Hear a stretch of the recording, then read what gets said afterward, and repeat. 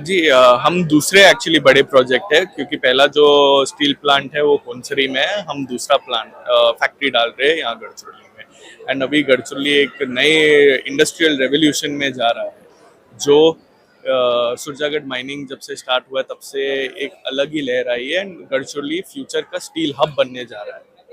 कितने लोगों को यहाँ पे नौकरियां जो हमारा टोटल प्रोजेक्ट है सर, वो 0.75 मिलियन टन पर एनम के हिसाब से स्टील मैन्युफैक्चरिंग होने वाला है, जो will increase it to 2 million ton per annum. And यहाँ पर 7 से 8 हजार लोगों को नौकरी मिलेगी, डायरेक्ट एंड इनडायरेक्ट। एंड जो हमारा टोटल कॉस्ट ऑफ प्रोजेक्ट है वो 10,000 करोड़ का है। अभी यहाँ ज्यादा मैं कुछ कहना नहीं चाहता हूँ। 10,000 कोटी का यहाँ पर एक प्रकल्प यहाँ तैयार होने जा रहा है अपना सुरजागढ़ इस्पात के माध्यम से, जहाँ की 8 से 10 हजार लोगों को यहाँ पर काम मिलेगा। और काफी समय के बाद यहाँ पर एक इस विधानसभा क्षेत्र के अंदर एक उद्योग यहाँ पे आने का एक सौभाग्य प्राप्त हुआ। और यहाँ पे दोनों उप मुख्यमंत्री अजीत दादा पवार और देवेंद्र जी फडणवीस और उद्योग मंत्री उदय सामंत यहाँ आने वाले हैं, और जल्दी वो भी पहुंचेंगे। अब एक हेलीकॉप्टर पहुंच गया, दूसरा हेलीकॉप्टर पहुंचने वाला है। और यहाँ पे लोगों का कल्याण के लिए हमको ये सब काम हमने किया। बख्शीश पत्र हमने जमीन मेरे इच्छे के अनुसार मैंने दिया है। लोगों का यहाँ पर जरूर फायदा होने वाला है।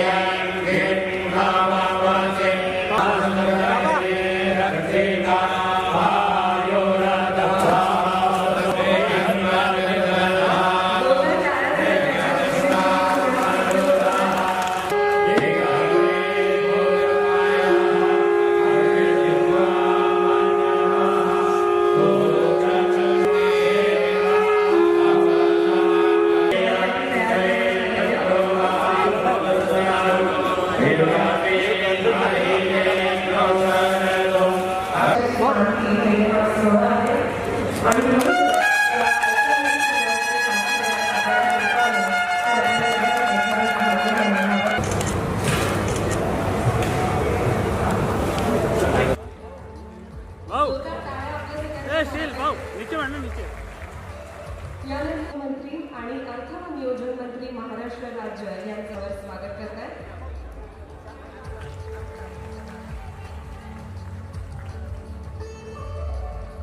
मी आमंत्रित करते श्रीमती शीतल सोनानी यांना। यानंतर मी विनंती करते श्रीमती नीतू जोशी यांना। त्यांनी माननीय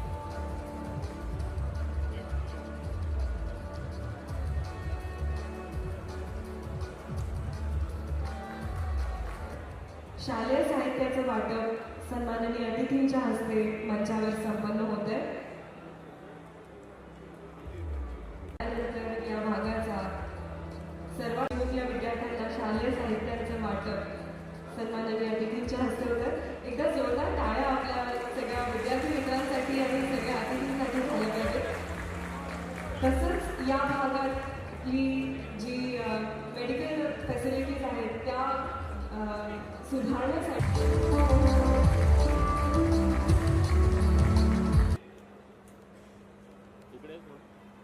डीजी साहेब, पाटील साहेब, कलेक्टर साहेब, प्रभाकरजी, जोशी साहेब, सर्व या व्यासपीठावर उपस्थित मान्यवर, सर्व पत्रकार, उपस्थित सर्व या वेगवेगळ्या गावातून आलेले सर्व माझे बंधू आणि भगिनी,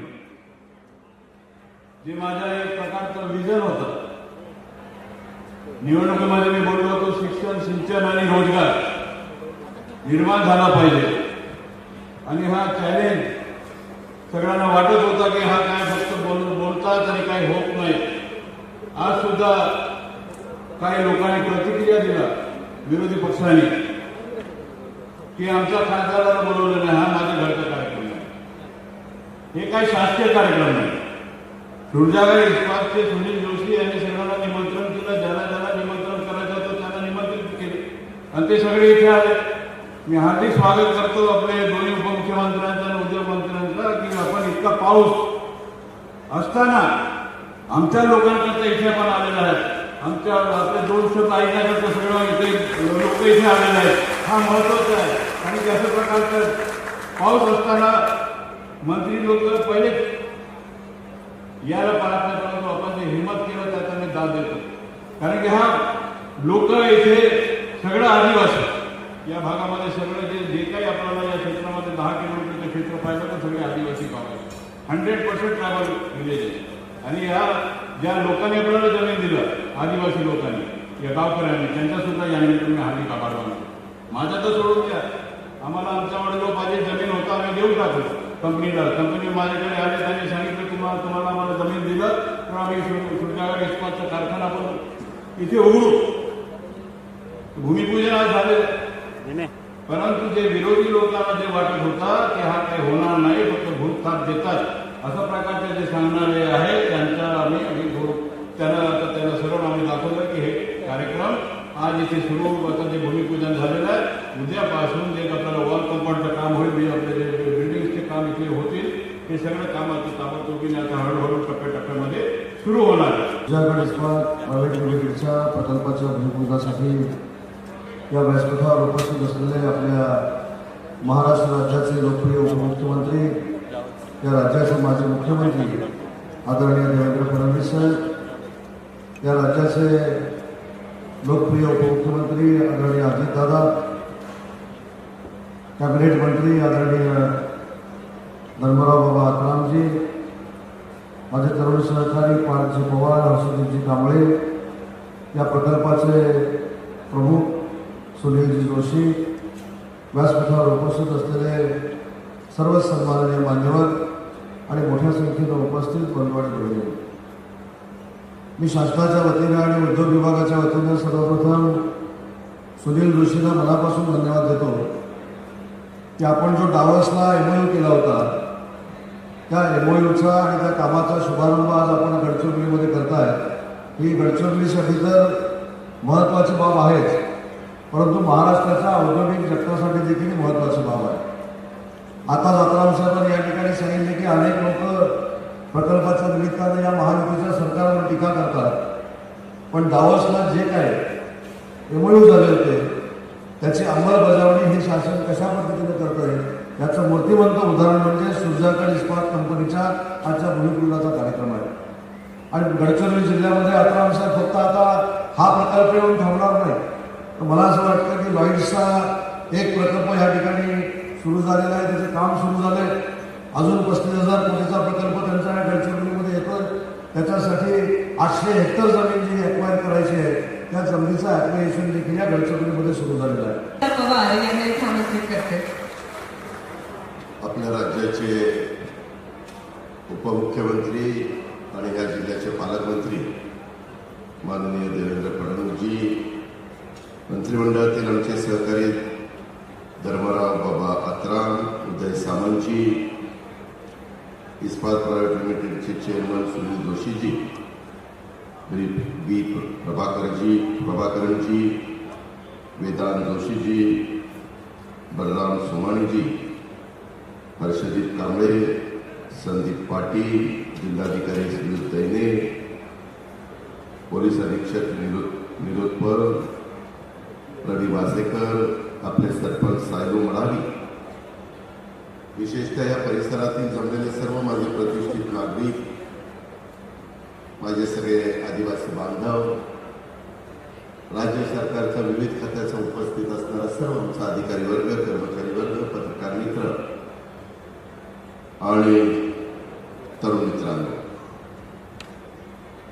आज सुरजागड इस्पात प्रायव्हेट लिमिटेड कंपनीच्या भूमिपूजनाच्या कार्यक्रमाच्या निमित्तानं आम्ही सगळेजण या परिसरामध्ये आलो. खरं तर कार्यक्रमाला सुरुवातीलाच मी क्रांतीवीर भगवान बिरसा मुंडा यांच्या कार्याचं, त्यांच्या शौर्याचं, त्यागाचं स्मरण करतो आणि देशाच्या स्वातंत्र्यासाठी इंग्रजांच्या विरुद्ध सशस्त्र लढा देणारे थोर क्रांतिकारी भगवान बिरसा मुंडा यांना वंदन देखील करतो. आज आषाढी एकादशी. आषाढी एकादशीच्या निमित्तानं बा पांडुरंग आणि वारकरी माऊलींना वंदन करतो. आपल्यासह राज्यातल्या सर्व भाविकांना देखील मी मनापासून शुभेच्छा देतो. राज्यात पाऊस पाणी चांगला होऊ दे, सगळीकडेच होऊ दे. माझ्या आदिवासी बांधवांना राज्यातील शेतकऱ्यांच्या घरामध्ये धनधान्याची सुबत्ता येऊ दे. माय माऊली आर्थिकदृष्ट्या ही माझ्या राज्यातली सक्षम होऊ दे. आपल्या राज्यामध्ये, समाजामध्ये, सर्व जाती धर्मामध्ये एक जातीय सलोखा राहू दे, त्याच्यामध्ये एकजूट राहू दे. बंधुत्वाची भावना कायम आपल्या सगळ्यांच्या मध्ये राहू दे. महाराष्ट्राला विकासाच्या वाटेवर घेऊन जाण्यासाठी आम्हाला शक्ती दे, असं पांडुरंगाचरणी साकडं. हे राज्याच्या मुख्यमंत्र्यांनी पण पहाटे पूजा ज्यावेळेस पांडुरंगाची तिथं जाऊन केली, त्यांनी पण तशाच प्रकारचं मागणं केलेलं आहे. त्यांना या कार्यक्रमाला यायचं होतं, परंतु ती पूजा देखील महत्वाची. यंदा प्रचंड समाज तिथं जमलेला आहे. जवळपास 18 ते 20 लाख वारकरी संप्रदायातील लोक आणि पांडुरंगाचं दर्शन घेण्याच्या करता समाज तिथं जमलेला आहे. मित्रांनो, आजचा दिवस खूप महत्वाचा आहे. आम्ही आषाढी एकादशीच्या निमित्तानं या परिसरामध्ये आलो. तसं बघितलं तर महायुती सरकारमध्ये आम्ही राष्ट्रवादी काँग्रेस पक्ष सामील झालो आणि त्याच्यानंतर हा 3रा ते 4था माझा या जिल्ह्याचा दौरा आहे. वेगवेगळ्या दौऱ्याच्या निमित्तानं मी इथं आलेलो आहे. एकंदरीतच सुरुवातीलाच आम्ही शासन आपल्या दारी अशा प्रकारचा कार्यक्रम बाबा आपण सुरुवातीला घेतला. मुख्यमंत्री आम्ही देवेंद्रजी सगळे आलो होतो. त्याच्यानंतर पोलिसांचा जनजागरण मेळावा आणि आदिवासी बांधवांशी संवाद, एक तो कार्यक्रम संदीप पाटलांनी पुढाकार घेऊन केलेला होता. आणि या कार्यक्रमाच्या निमित्तानं इस्पात कंपनीच्या भूमिपूजनाच्या करता देखील आज तुमच्याशी संवाद साधण्याची संधी मिळाली. इतके काळ गडचिरोली म्हणल्यानंतर एकदम दुर्गम भाग, आदिवासी भाग, मागासलेला भाग, परंतु खऱ्या अर्थाने निसर्गाने पण आपल्याकडे बरीच काही उदाहरण केलेली. निसर्गाचं अतिशय चांगल्या प्रकारचं संरक्षण करण्याचं काम माझा आदिवासी समाज करत असतो. आणि सुदैवाने इथल्या मातीमध्ये देखील अतिशय चांगल्या प्रकारे एक माई इथं माई आपल्याला मिळालेली आहे. आणि त्याच्यामध्ये हजारो करोड रुपयाचा माल इथल्या परिसरामध्ये आहे. आणि त्याच्यामुळे त्याच्यावर प्रक्रिया करणारे कारखानदारी ही या परिसरामध्ये यायला लागलेली. सुरुवातीच्या काळामध्ये व्ही प्रभाकरजींनी एक युनिट आणलं. आता इस्पातनी त्या ठिकाणी हे युनिट आणलेलं आहे. सुरुवात जरी 2,500 कोटीची असली तरी टप्प्याटप्प्याने जवळपास 8 ते 10,000 कोटी रुपये खर्च होणार. फडणवीस विदर्भ भूषण आणि महाराष्ट्राचे गृहमंत्री, गडचिरोली जिल्ह्याचे पालकमंत्री, जोरदार टाळ्यांनी स्वागत करूया माननीय देवेंद्र फडणवीस यांचं. हिंदवी स्वराज्याचे सरसंस्थापक छत्रपती शिवरायांना मानाचा मुजरा करतो. भारतीय राज्यघटनेचे शिल्पकार भारतरत्न डॉक्टर बाबासाहेब आंबेडकर यांना मानवंदना अर्पित करतो. त्याचप्रमाणे भगवान बिरसा मुंडा यांनाही नमन करतो. आज सुरजागड इस्पात प्रायव्हेट लिमिटेडच्या भूमिपूजन प्रसंगी मंचावर उपस्थित असलेले राज्याचे उपमुख्यमंत्री आणि ज्यांनी राज्याला एक क्रांतिकारी अर्थसंकल्प दिला ते आदरणीय अजितदादा पवार, राज्याचे उद्योग मंत्री सन्माननीय उदय सामंतजी, आपल्या जिल्ह्याचे सुपुत्र आणि महाराष्ट्राचे मंत्री ज्यांनी या प्रकल्पाकरता पुढाकार घेऊन आपली जमीन दिली ते सन्माननीय धर्मराव बाबा अत्राम, या प्रकल्पाचे प्रमुख सुनील जोशीजी, नॉईडचे प्रभाकरनजी, वेदांत जोशीजी, विशेष रूपाने उपस्थित असलेले पार्थ पवारजी, या ठिकाणी उपस्थित श्री बलराम सोमानी, श्री संदीप शिरखेडकर, आपले उद्योग सचिव हर्षदीप कांबळे, आयजी संदीप पाटील, श्री जिल्हाधिकारी संजय देने, श्री निलोत्पल आपले SP, त्याचप्रमाणे सरपंच साहेब मडावी, मंचावरील सर्व मान्यवर आणि या ठिकाणी उपस्थित असलेल्या माझ्या सर्व माता भगिनी आणि बंधूंनो, सर्वप्रथम आपल्या सर्वांना आषाढी एकादशीच्या मी खूप शुभेच्छा देतो आणि पांडुरंगाला विठ्ठलाला प्रार्थना करतो की आपल्या राज्याला आणि आपल्या गडचिरोलीला पुढे नेण्याकरता आणि राज्याच्या जनसामान्यांचा विकास होण्याकरता पांडुरंगाने आपल्याला आशीर्वाद द्यावा आणि आम्हाला सगळ्यांना शक्ती द्यावी. खरं म्हणजे आजचा दिवस हा अतिशय ऐतिहासिक अशा प्रकारचा दिवस आहे. ज्याला आपण कालचक्र म्हणतो, ते कालचक्र कसं फिरतं हे आजच्या दिवसाला आपल्याला पाहायला मिळतं.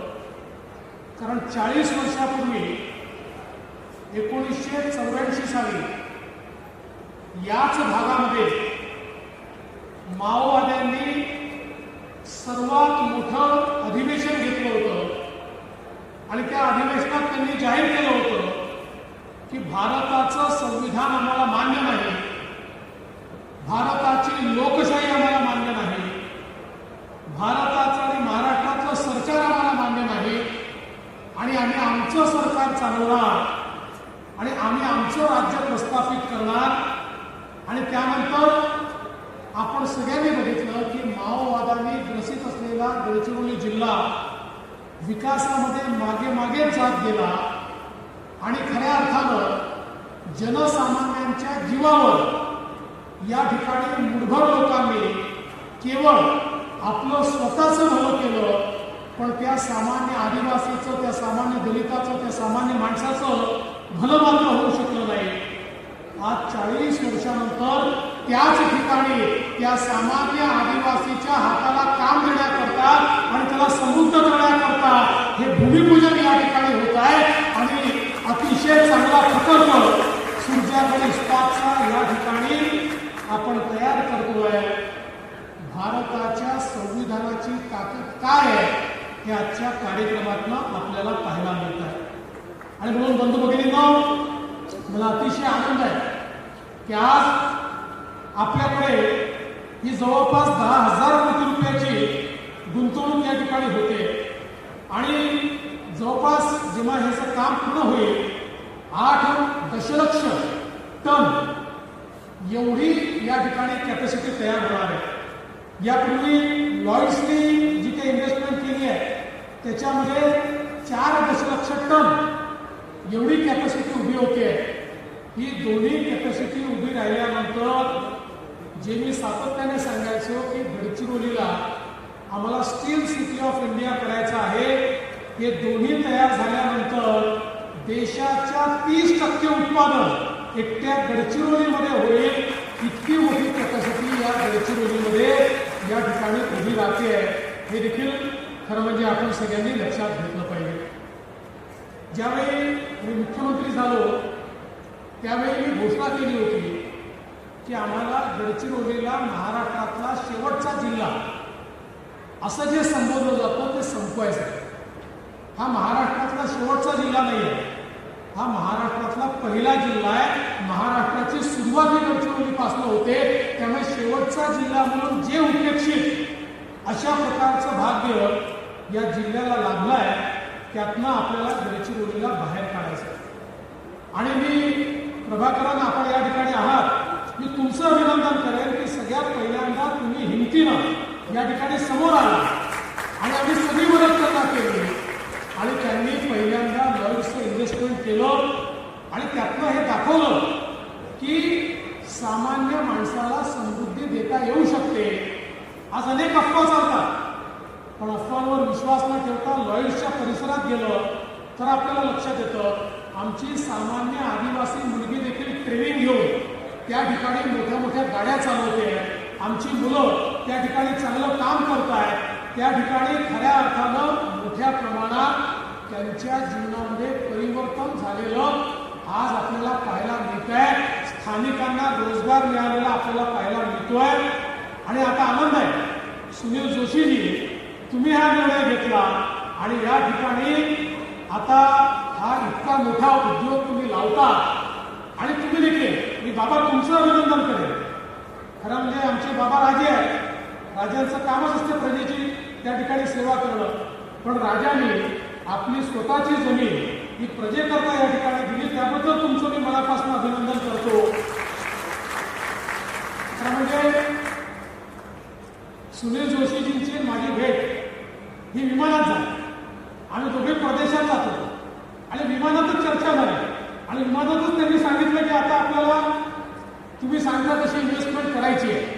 आणि मी खरोखर या ठिकाणी आमचे उद्योग सचिव आणि उद्योग मंत्री दोघांचे आभार मानले की आपण अत्यंत वेगाने या संदर्भातले निर्णय घेतले. अर्थात वस्तू त्याचा फॉलोअप करतच होता, पण आपण अत्यंत वेगाने निर्णय घेतले. शेवटी आपल्या इन्व्हेस्टरला आपण जर त्या ठिकाणी लवकर निर्णय घेऊन त्याचा आत्मविश्वास वाढवला तर ते निश्चितपणे काम करतात. या ठिकाणी योग्य वेळी ते सुनील जोशीजी घोषणा करतीलच, पण आपल्या या सगळ्या गतीला पाहिल्यानंतर त्यांनी आता दुसऱ्या क्षेत्रातही इन्व्हेस्टमेंट करण्याचं ठरवलेलं आहे. ते जाऊन टांझानियाला सगळं त्या ठिकाणी कायम करून आलेले आहेत आणि अजून इन्व्हेस्टमेंट करणार आहे. पण ते तेच सांगतील, मी सांगणे योग्य नाही आहे. पण मी सांगतो, माझ्या सांगण्याचा उद्देश असा आहे की आपण जर उद्योजकांसोबत त्या ठिकाणी चांगला व्यवहार ठेवला आणि आपण जर वेगाने त्यांची कामं केली तर अशा प्रकारच्या इन्व्हेस्टमेंट या ठिकाणी होत असतात. आता लॉयड्सचे एक्सपान्शन मोठ्या प्रमाणात या ठिकाणी होणार आहे. एक प्लॅन्ट त्यांचा कोनसरीचा पूर्ण झाला आहे, दुसरा प्लॅन्ट ते करतायत. आणि एवढंच नाही तर हे सगळं करत असताना इतर उद्योग आले पाहिजे याकरता देखील त्यांचा प्रयत्न आहे. म्हणजे केवळ गडचिरोलीचा वसाहतीसारखा उपयोग करायचा असं नाही. गडचिरोलीचं आयरन ओर हे देशातलं उत्तम आयरन ओर आहे. हा सोहळा साजरा केल्याबद्दल फार फार धन्यवाद. आणि साहेब तुम्हाला शब्द देतो की जसं तुम्हाला आम्ही प्रॉमिस केलंय तसंच आम्ही लवकरात लवकर हा प्रकल्प उभा करू आणि इकडे लवकरात लवकर रोजगार देऊ लोकांना आणि तुमच्या आशीर्वादाने आम्ही हा प्रकल्प रेडी करू. धन्यवाद. समस्त नागरिकांना विनंती आहे की आपल्या भोजनाची व्यवस्था इथे करण्यात आलेली आहे. आपल्या आज हम सभी के लिए बहुत खुशी की बात है कि आषाढ़ी एकादशी के इस बहुत ही पवित्र दिवस पर गढ़चिरौली में 10,000 करोड़ के निवेश से integrated steel plant Surjagarh steel private limited इसका भूमि पूजन हमने किया है. इसके कारण यहाँ पर जो स्थानिक लोग हैं, आदिवासी है, इनको बहुत फायदा मिलेगा, इनको रोजगार मिलेगा. और सबसे महत्व की बात यह है कि करीब करीब 8 मिलियन टन इतना प्रोडक्शन इसका होने वाला है. 4 मिलियन टन का और प्रोडक्शन लॉयड्स के माध्यम से हो रहा है. चामोर्शी में भी करीब 35,000 करोड़ की इन्वेस्टमेंट वहां पर आ रही है, जिसमें 20,000 लोगों को रोजगार मिलने वाला है.